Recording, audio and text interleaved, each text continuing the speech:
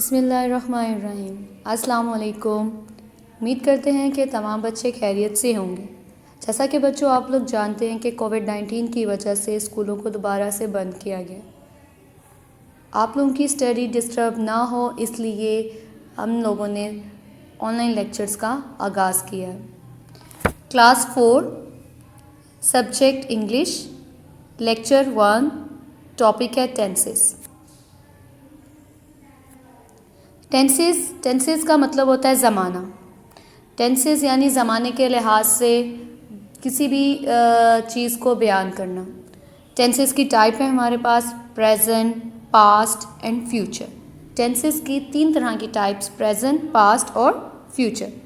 Present tense जिसे हम कहते हैं हाल यानी मौजूदा ज़माने के बारे में। पास्ट जिन्हें हम कहते हैं माजी यानी गुज़रा हुआ ज़माना। और फ्यूचर यानी कि मुस्तकबिल यानी आने वाला ज़माना। अब ये जो प्रेजेंट, पास्ट और फ्यूचर टेंसेस हैं, हर एक टेंसेस की मज़ीद 4 किस्में हैं। जैसे इंडेफिनिट टेंस है, कंटिन्यूस टेंस है, परफेक्ट टेंस है और परफेक्ट कंटिन्यूस टेंस है। यहाँ पे हम प्रेजेंट इंडेफिनिट टेंस को डिस्कस करेंगे। प्रेजेंट इंडेफिनिट टेंस की पहचान है कि इनके जुमलों के लास्ट में, आखिर में ता है, ती है, ते है, आता है। जैसे कि असलम स्कूल जाता है, वो सेब खाता है, मैं रोज़ाना वर्जिश करती हूँ। इनमें ता, ती और ते का जिक्र किया है। तो ये हमारे पास प्रेजेंट इंडेफिनिट टेंस है। इनके फार्मूले देखें तो इसमें सबसे पहले जो सिंपल फार्मूला है वो ये है कि इनमें सबसे पहले subject plus first form of verb plus S और ईएस प्लस ऑब्जेक्ट। सेकेंड इसका देखें तो नेगेटिव सेंटेंस है। इसमें सब्जेक्ट प्लस डू और डज हेल्पिंग वर्ब यूज़ हुए प्लस नॉट और plus first form of verb plus object. और इंटेरोगेटिव देखे जाए तो इंटेरोगेटिव में डू और डज स्टार्ट में आ जाता है हेल्पिंग वर्ब, फिर आता है सब्जेक्ट, फिर आता है फर्स्ट फॉर्म ऑफ वर्ब, फिर आता है ऑब्जेक्ट। और चूंकि इंटेरोगेटिव सेंटेंसेस क्वेश्चनिंग सेंटेंसेस होते हैं तो इनके लास्ट में क्वेश्चन मार्क लाजमी आता है। अब इन टेंसेस के कुछ रूल्स हैं। इनके रूल ये हैं। प्रेजेंट डेफिनेट टेंस हम चूँकि कर रहे हैं तो प्रेजेंट डेफिनेट टेंस का रूल है कि इसमें ही, शी, इट और सिंगुलर नेम के साथ एस और ई एस आता है। लेकिन जब इसमें बात आती है नेगेटिव और इंटेरोगेटिव की तो उसमें इसमें डज यूज़ होता है। और बाकी आई, वी, दे, यू और प्लूरल नेम के साथ डू का इस्तेमाल करते हैं। अब हमने फार्मूले में वर्ड यूज़ किए हैं सब्जेक्ट, वर्ब और ऑब्जेक्ट। अब फर्स्ट पहले बात करते हैं कि सब्जेक्ट क्या होता है। सब्जेक्ट यानी जो काम कर रहा होता है। जैसे कि जुमला है, फॉर एग्जाम्पल हमारे पास है वो खाना पकाती है। अब वो खाना पकाती है तो कौन है जो इसमें काम कर रहा है? वो जो है वो यहाँ पे सब्जेक्ट है, क्योंकि वो क्या कर रही है? काम कर रही है। क्या काम कर रही है? पका रही है। ठीक है। अगला वर्ड हमारे पास आता है वर्ब। वर्ब किसे कहते हैं? वर्ब यानी काम को कहते हैं। और काम यानी एक्शन, कोई भी एक्शन हो, कोई भी काम हो, वो हमारे पास वर्ब है।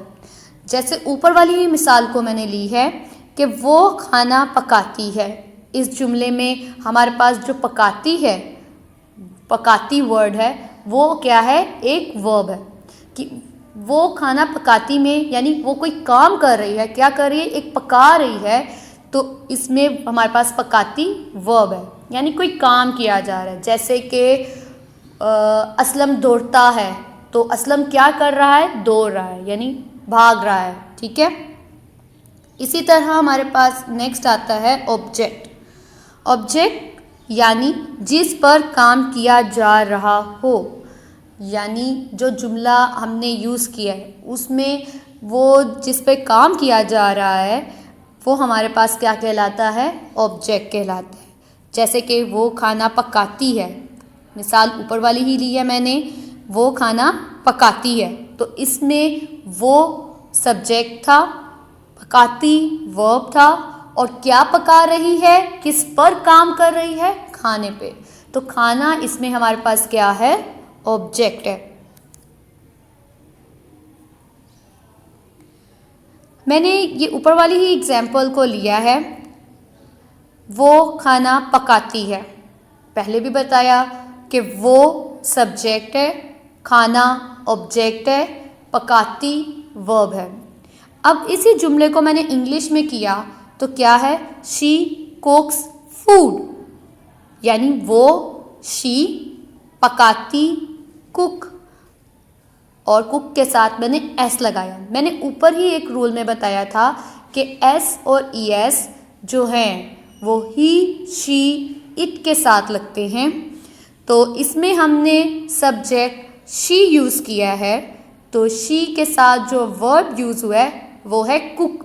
तो चूँकि शी एक सिंगुलर है और इसके साथ हम लोग एस लगाएंगे तो वो बन जाएगा कुक्स, तो she कुक्स food, subject verb plus object हो जाएगा। और हाँ जी, कुछ ऐसे सेंटेंसेस होते हैं जिनमें हमारे पास ऑब्जेक्ट नहीं होता, जैसे कि मिसाल है वो लिखता है, वो लिखता है में वो लिखता है, यानी वो एक सब्जेक्ट है, लिखता एक वर्ब है, लेकिन वो क्या लिख रहा है ये हमें नहीं पता। वो कोई ऐसे लिख रहा है, कोई स्टोरी लिख रहा है, ये हमें नहीं पता। सिर्फ उसने कहा है वो लिखता है, यानी इसमें हमारे पास सब्जेक्ट है और वर्ब है, लेकिन ऑब्जेक्ट नहीं है। तो इधर हम लिखेंगे ही राइट्स, ठीक है। राइट्स में एस आया है, और मैंने पहले ही बताया कि रूल्स में है कि ही, शी, इट या सिंगुलर नेम के साथ हम लोग क्या लगाएंगे, एस लगाएंगे। सो इसमें ऑब्जेक्ट नहीं है, इसका सिर्फ इतना ही सेंटेंस आएगा, ही राइट्स। अब हमारे पास कुछ जुमले उर्दू में हैं, उनको हमने इंग्लिश में ट्रांसलेट किया है। जैसा कि पहला जुमला है, हम गाना गाते हैं। हम क्या है इसमें, सब्जेक्ट, और गाते, गाना गाते, गाते क्या है, वर्ब, और क्या गा रहे हैं, गाना गा रहे हैं, तो गाना हमारे पास क्या होगा, ऑब्जेक्ट। तो जैसे यहाँ पे दिया हुआ है हम गाना गाते हैं, तो इसका इंग्लिश में हम सेंटेंस करेंगे वी सिंग आ सॉन्ग।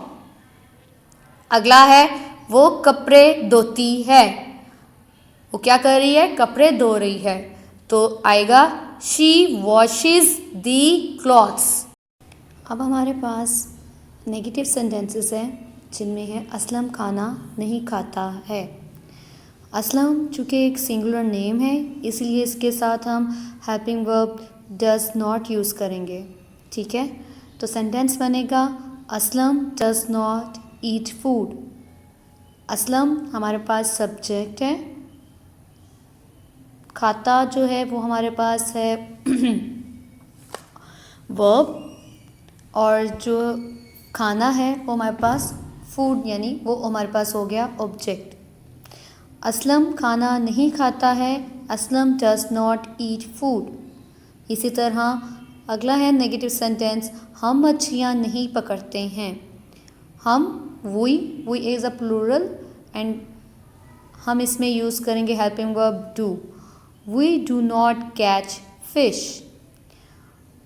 क्या वो क्रिकेट खेलता है, क्या वो क्रिकेट खेलता है, ये हमारे पास इंटरोगेटिव सेंटेंसेस हैं। इसमें हमारे पास स्टार्ट में क्या का वर्ड यूज़ हुआ है और एंड पे क्वेश्चन मार्क आया हुआ है, तो हम यहाँ पे इसको कहेंगे डज ही प्ले क्रिकेट।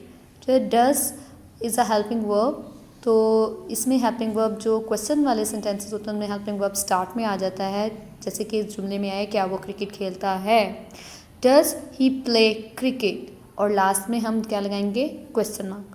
इसी तरह क्या परिंदे हवा में उड़ते हैं, do the birds fly in the air.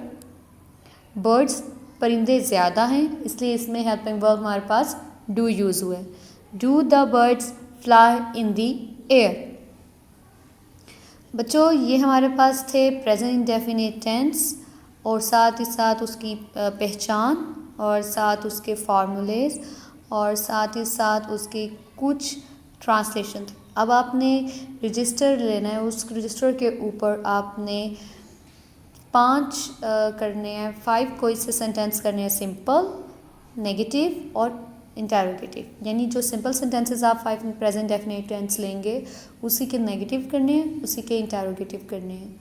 आपने अपने रजिस्टर पे जो है इसके लिख के इसकी प्रैक्टिस करनी है और जो पहचान है और इसके फार्मूले और इसके रूल्स हैं वो अच्छे तरीके से याद करने हैं। ठीक है बच्चों, इसी तरह अपना ख्याल रखिएगा। अल्लाह हाफ़िज़।